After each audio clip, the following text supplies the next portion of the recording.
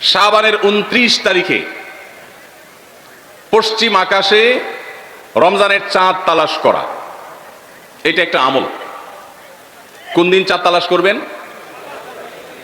শাবানের 29 তারিখ। 29শে শাবান সন্ধ্যায়, যেদিন থেকে রোজা হওয়ার সম্ভাবনা আছে, সেই দিন সন্ধ্যায় মাগরিবের আগে পশ্চিম আকাশের দিকে চাঁদ অনুসন্ধান করার চেষ্টা করে তাকাবেন। পশ্চিম আকাশে চাঁদ অনুসন্ধান করার জন্য যদি চেষ্টা করেন, একটু খোঁজার চেষ্টা করেন, চাঁদ দেখতে যদি পান তো ভালো, এমনকি যদি চাঁদ দেখতে নাও পান, চাঁদ দেখার চেষ্টা যে করেছেন এর কারণে আপনার আমলনামাতে সওয়াব লেখা হবে, একটা সুন্নত আদায় করার সওয়াব। নবী করিম সাল্লাল্লাহু আলাইহি ওয়াসাল্লামের হাদিসটা আমরা লক্ষ্য করি, তিনি বলেছেন, সুমু লিরুইয়াতিহি ওয়া আফতিরু লিরুইয়াতিহি, তোমরা চাঁদ দেখে সিয়াম সাধনা করবে, চাঁদ দেখে রমাদান উদযাপন করবে, চাঁদ দেখে রমাদানের ইবাদত বন্দেগী করবে, আর চাঁদ দেখে তোমরা ঈদ উদযাপন করবে। চাঁদ দেখে তিনি আমাদেরকে রোজা রাখতে বলেছেন, অতএব চাঁদ দেখতে হবে কি হবে না?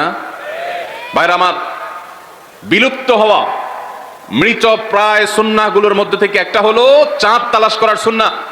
এটা ফরজে কিফায়া, মুসলিম সমাজের কেউ যদি না করে সবাই গুনাহগার হবে।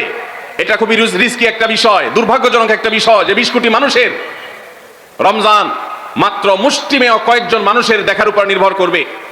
ভাইরা আমার, আমরা পশ্চিম আকাশে চাঁদ দেখার চেষ্টা করবো ইনশাআল্লাহ।